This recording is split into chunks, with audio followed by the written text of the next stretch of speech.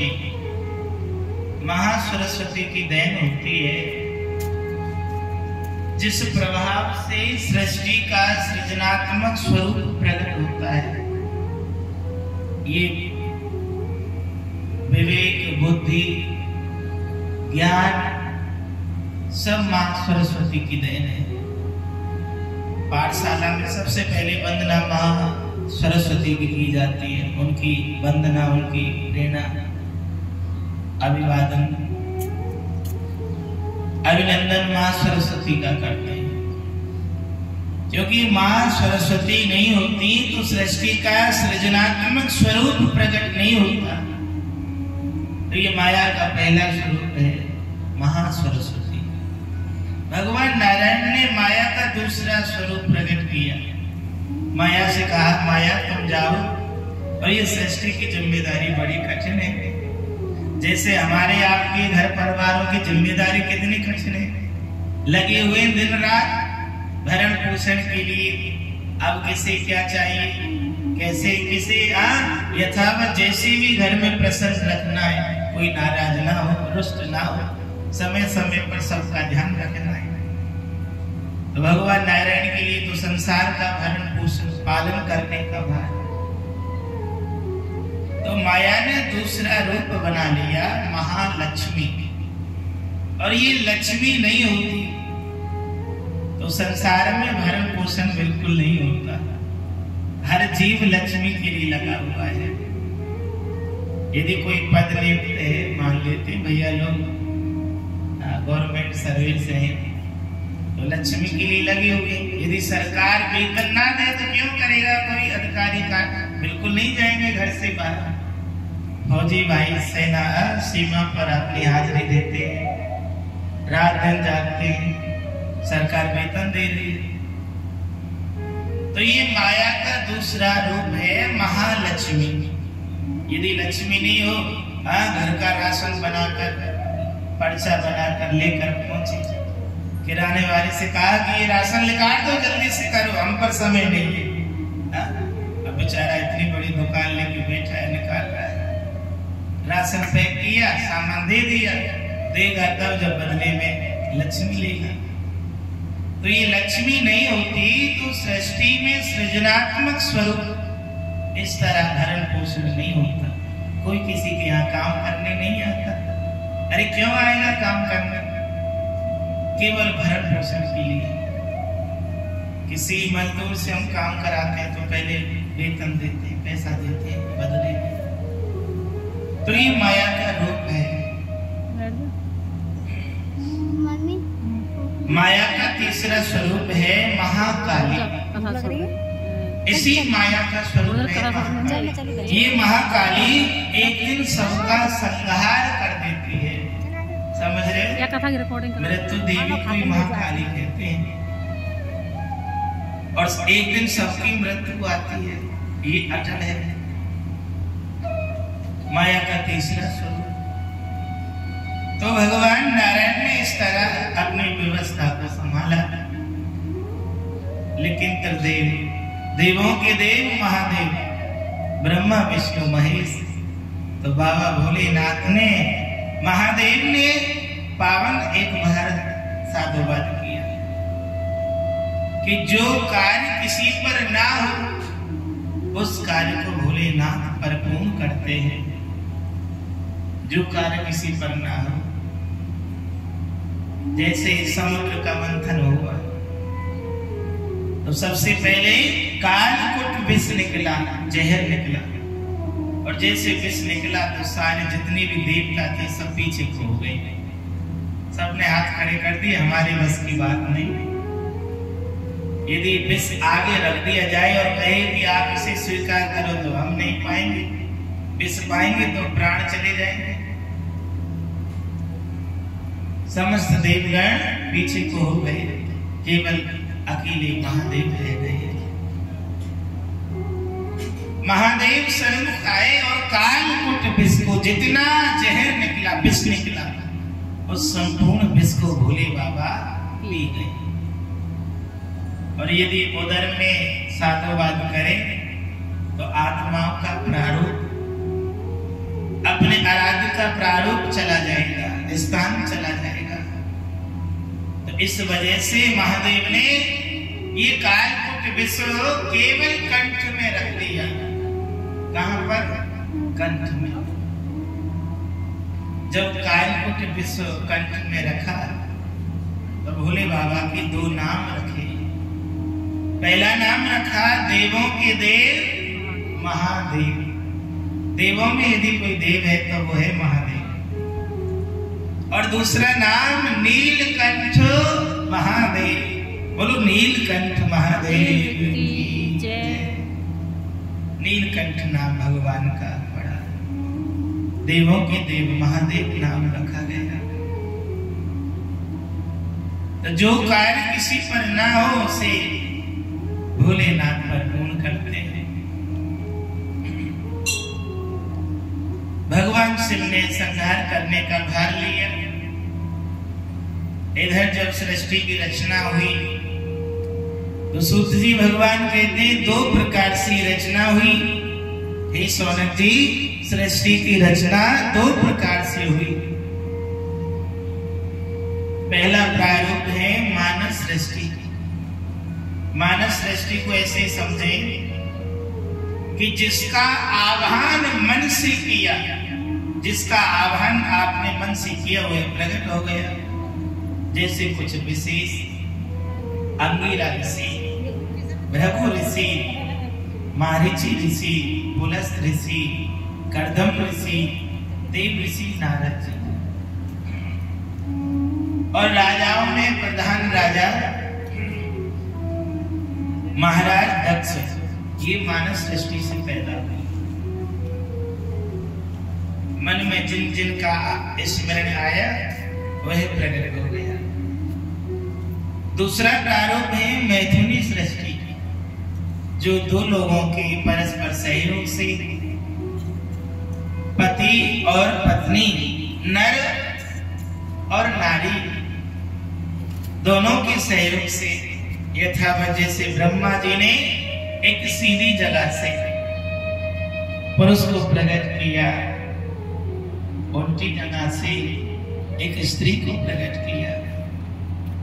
परस्पर दोनों के सहयोग से संतति प्रकट हुई। जिस पुरुष का साधुवाद ब्रह्मा जी ने किया उस पुरुष का नाम मनु महाराज रखा गया। स्त्री का नाम शत्रुघ्न। मनु और शत्रुघ्न। मनु महाराज और देवी शत्रुघ्न। मनु महाराज ने सबसे पहले 3 कन्याएं और 2 पुत्र। मनु महाराज की 5 संतान हुई। 3 कन्याओं में आकृति, देहूति और प्रसूति। ये 3 कन्याएं हुई।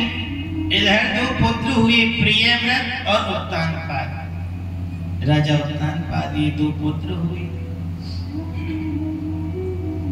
तो आकृति, देहूति और प्रसूति। आकृति देहूति का जो चरितार्थ है, इनका जो वर्णन है, जीवन शैली है, यथावत इनका साधुवाद केवल भागवत जी में सुनने को मिलता है। और जो प्रसूति नाम की कन्या है मनु महाराज की, इनका चरितार्थ, इनका जीवन परिचय, इनकी पावन लीला केवल शिव महापुराण में सुनने को मिलती है। क्योंकि प्रसूति नाम की कन्या का विवाह मनु महाराज की बेटी प्रसूति, इनका विवाह पाणिग्रह संस्कार राजा दक्ष के साथ में हुआ। किनके साथ हुआ? राजा दक्ष के साथ। राजा दक्ष के साथ में प्रसूति नाम की बेटी का विवाह हुआ। देहूति नाम की कन्या का विवाह कर्दम ऋषि के साथ में हुआ।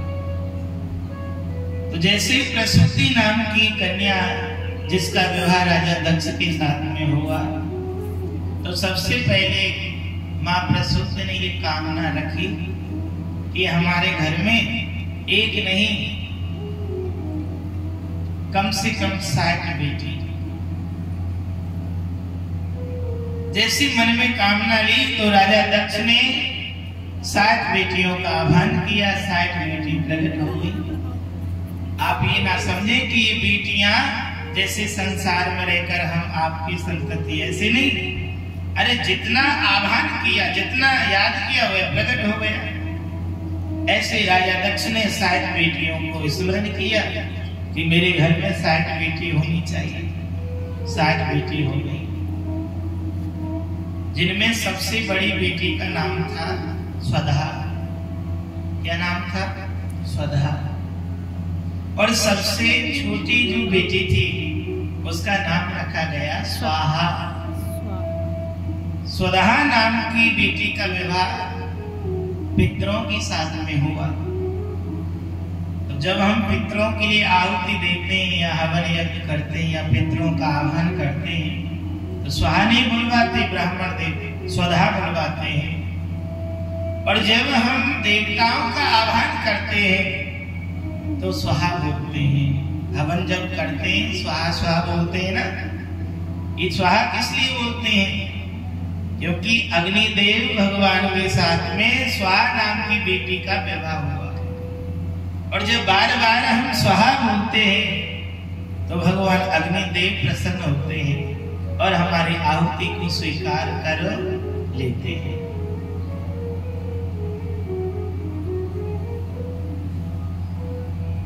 सात बेटियां घर में हुई। 10 बेटियों का विवाह कश्यप नाम के एक मुनि थे उनके साथ में हुआ। 13 बेटियों का विवाह धर्मराज के साथ में हुआ। इस तरह अनेक ऋषियों के साथ में बेटियों का विवाह हुआ। ब्रह्मा जी का आदेश केवल आप सृष्टि की रचना में मदद करो। तो राजा दक्ष ने इस तरह विवाह संपन्न किए। एक दिन मां प्रसूति के हृदय में ये भाव प्रकट हुआ कि बेटी तो हुई और बेटी सब अपने घर के लिए चली गई। घर में बेटा भी होना चाहिए। तो जैसे बेटाओं का आह्वान किया, पुत्रों का आह्वान किया, तो राजा दक्ष के यहाँ 10,000 पुत्र जन्म लेकर आए, प्रकट हो गए। कितनी बेटा? 10,000। राजा दक्ष के यहाँ 10,000 पुत्र हुए। और राजा सदर नाम के राजा थे जिनके यहाँ 60,000। कितने बेटा? 60,000। ये ऐसे मत समझो ये मानव सृष्टि से पैदा हुई। जितना सोचते उतना प्रकट हो जाता। तो राजा दक्ष ने सोचा कि 10,000 बेटा होने चाहिए। 10,000 पुत्र हो गए। अब हमारे आपके घर में 2, 4, 10, 5 बच्चे आ जाएं तो बच्चे क्या शांत नहीं बैठते, शोर मचाते हैं। मैया प्रसूति के आंगन में जब 10,000 पुत्र आए और सभी अपनी अपनी लीला करने लगे तो मां प्रसूति बड़ी भाव विभोर हो गई। कहने लगी, महाराज प्रातः काल से संध्या समय तक इन्हीं की सेवा में हमारा समय चला जाता है।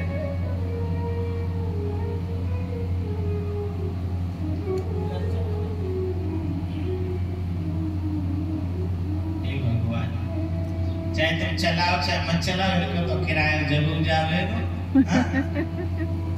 कम से कम चलाओ तो सही।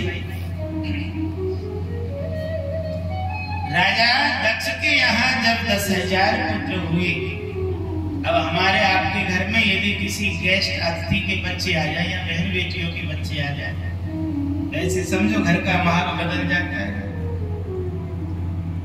राजा सदर के यहाँ 60,000 पुत्र हुए। राजा दक्ष के यहाँ 10,000 पुत्र हुए।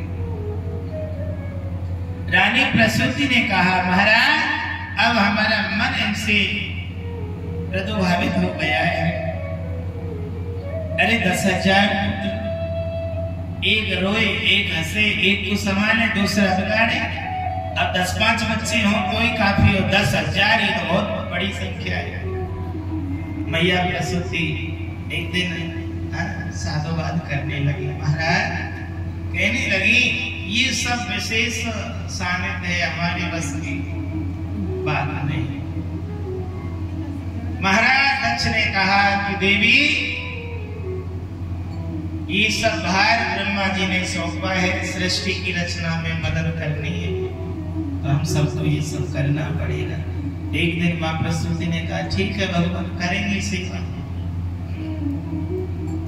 अब सेवा में मां लगी हुई है। राजा दक्ष से कहने लगी महाराज अब इस सेवा को करते करते काफी समय हो गया, हमें कुछ समय के लिए ब्राह्मण के लिए लेकर चलो, कहीं भगवान के धाम लेकर चलो। कभी कभी क्या होता है हमारी बहनों का मन इस घर गृहस्थी से ऊब जाता है, घर की जिम्मेदारी से परेशान हो जाते हैं। जब ऐसा भाव आए तो भैया लोगों को ये काम करना चाहिए, इन्हें कहीं तीर्थ धाम ले जाओ घुमाने के लिए, या इनकी मायके ले जाओ, बस सब कुछ भूल जाएंगे। मायके में जाकर के सारे हाल चाल भूल जाएंगे, घर गृहस्थी में क्या है ठीक है जो भी है सही है। वैसे ही मां प्रसूति ने कहा कि प्रभु हमें कहीं भ्रमण के लिए लेकर चलो। मैया प्रसूति ने जब कहा तो राजा दक्ष अब कैसे ले जाए, 10,000 रुपए का उनको कौन संभालेगा। आप कभी यथावत जैसे भ्रमण के लिए जाते हैं तो किसी ना किसी पड़ोसी की मदद लेते हैं कि देखो हम जा तो रहे लेकिन आप हमारे घर की देखभाल रखना। ऐसे मां प्रसूति ने कहा कोई ना कोई तो आएगा हमारे साथ में। ये सब विचार ही कर रहे थे, उसी क्षण देवर्षि नारद जी का आगमन हो गया। और नारद जी जब आए तो राजा दक्ष ने कहा कि आप पधारे हो, आपका अभिनंदन है, लेकिन विशेष भार कार्य आपको करना है। राजा दक्ष ने कहा, देवर्षि नारद जी ने श्रवण किया।